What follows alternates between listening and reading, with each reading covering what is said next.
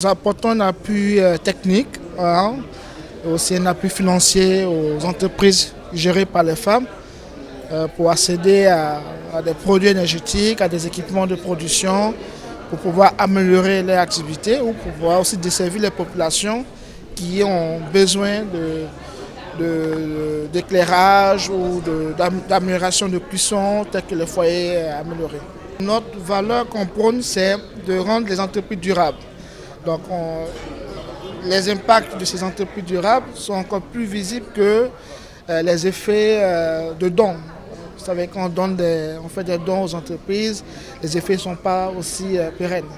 Donc, c'est d'inculquer, disons, la notion de l'entrepreneuriat à ces femmes, surtout l'importance de l'énergie dans leur activité pour qu'elles soient autonomes.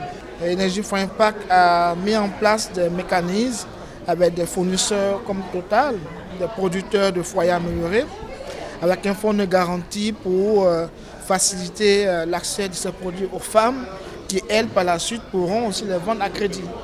Donc, avec aussi des institutions de microfinance, nous avons développé un mécanisme financier qui est assez innovant, c'est le leasing en milieu rural qui permet aujourd'hui à des femmes de pouvoir utiliser des équipements qui coûtent plus de 2 millions. Les frigos solaires aujourd'hui sont utilisés par nos femmes. Ils offrent des produits comme la glace, les crèmes et autres dans des zones très chaudes. Les secteurs d'activité dans lesquels les femmes sont font face à un manque terrible d'outils mécanisés pour leur permettre de faire le travail correctement.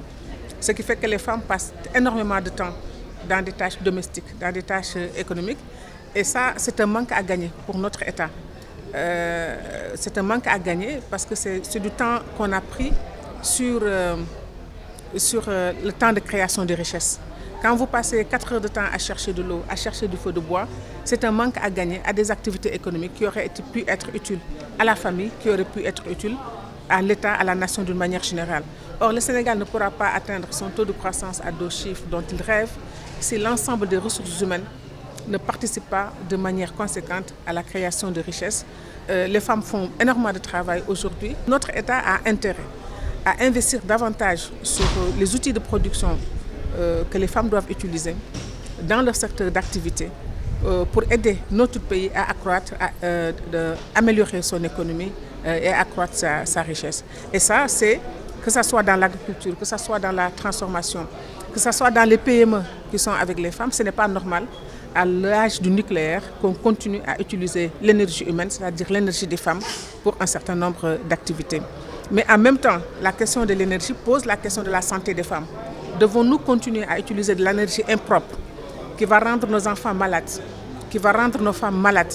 Et c'est là où c'est le lieu de poser la question de la centrale à charbon qu'on veut faire ici au Sénégal, que en tout cas les spécialistes de l'environnement, ceux qui ont étudié ces sciences-là, savent que le Sénégal, en l'accréditant, s'engage dans une voie qui, dans le futur, lui coûtera plus qu'il lui rapporte aujourd'hui. Et il y a suffisamment d'experts, je crois, pour élucider cette question. Donc la question de l'énergie, c'est une question de l'économie, c'est une question de développement, c'est aussi une question de la santé des femmes.